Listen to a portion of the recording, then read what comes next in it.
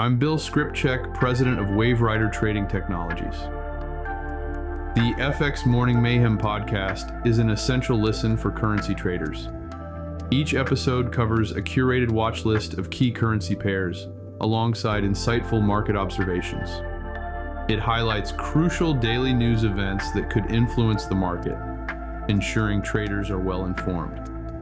Additionally, the podcast offers valuable trading strategy tips, catering to both new and experienced traders in the forex market. This podcast is for educational purposes only. None of this info should be construed as investment advice. To see the trades called out live on our Slack channel, click the link in the description or scan the QR code to join the trade faction.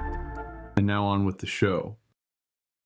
We are looking at the Euro CAD, and it is in an uptrend with a long wave phase.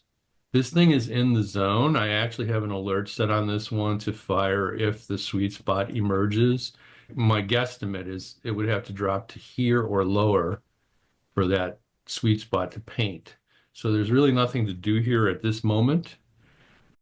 You're sitting right at an algo trigger.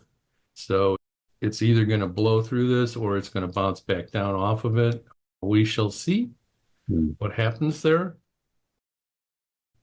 Pound CAD. This is not in a sweet spot. This is trending up. The amplitude is very high on this. We're a little overbought. The phase of the wave is in a long, so you're just looking for longs. In this particular situation, nothing really to do here. There's a couple of places. This had painted a sweet spot back here. That was about maybe a couple hours ago. I mean, these are much higher risk trades of going wrong. But, I'm not going to put an alert on these. I'm only going to put alerts in when it is in the actual sweet spot or the sweet zone, because that's the highest likelihood for the trade to work properly. New Zealand USD, I am in this trade, and this thing has been chopping back and forth for quite some time now. I actually waterfalled this puppy up last night, and one of my positions triggered while I was in Sleepyland. This is the second one, which is pulled back a little bit here. I'm still at break even on this second position. Now I'm down 1/10 of a pip. So we'll see what happens, and I'm just going to hang in there. I may just bail at break even, or I may just let it run since I already made money on the first position. Gotcha. Singapore dollar, Swissy franc, this is neutral. It's slightly positive, but the amplitude is almost zero. The wave phase is looking for a long at the second, but there's really nothing to do on this one. This one I just got in, and this was a rookie mistake. Even though I had all of the right stuff here, I had the sweet spot signal, I had the trend, I had wave phase. I forgot to check what was coming up with the news. I literally got in this at 7:25 and then went, oh shit, what happened? We posted a crap employment number and this thing went in the wrong direction. So I'm probably going to waterfall this puppy. I actually could do it right here because there is a algo trigger right there. So I may do that when I get done with this podcast, is add to this position. And then finally, USD Chief. I did not post this trade, but I was in and out of this last night and then this morning. This initially was setting up as a long trade with a sweet spot, but it was, see that little sweet spot right there? That's where I got in. I didn't quite make it to my target, which was here. It didn't quite hit it. Don't you hate those? Yes, it drives me nuts. And then it drifted back down to a zero amplitude, and that's my criteria for getting out. I think of it as like the foot on the gas. If the foot comes off the gas pedal, then I get out because then it's just probably going to go in the other direction. So I just bailed on that one for a small loss. Gotcha.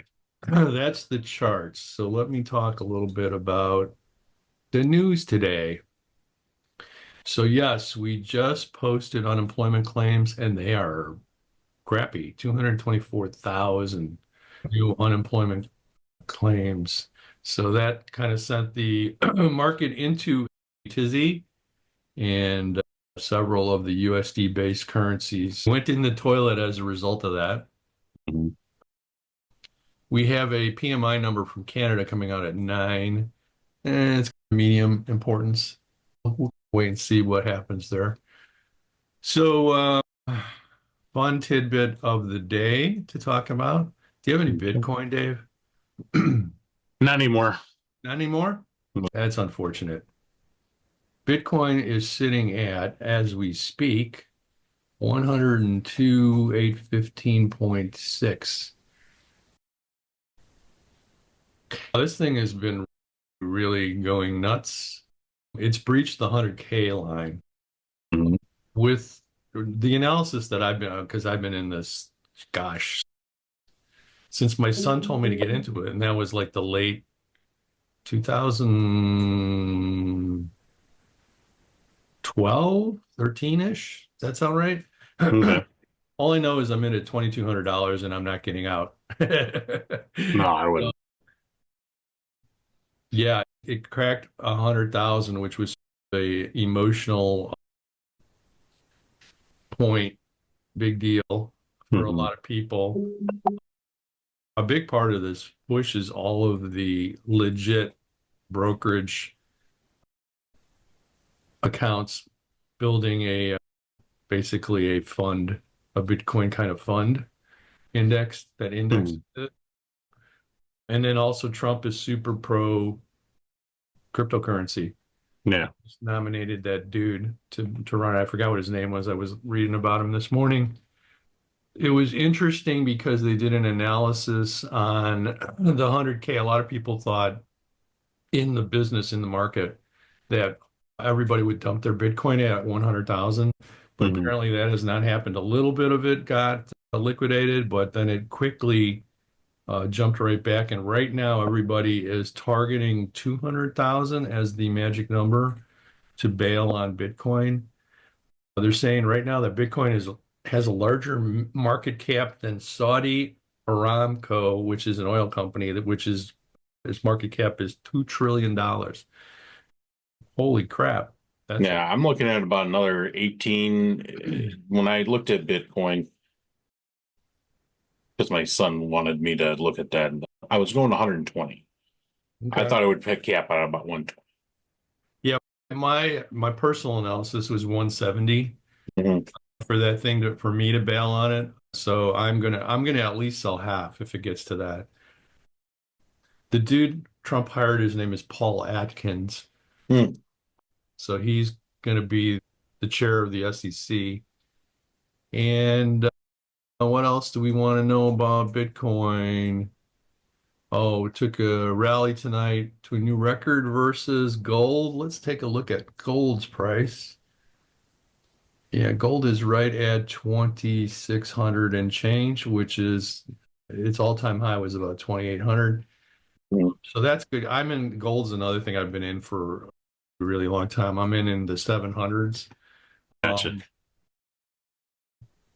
And hold a lot of physical gold too. So both these, I would call these speculative investments of mine have done very well.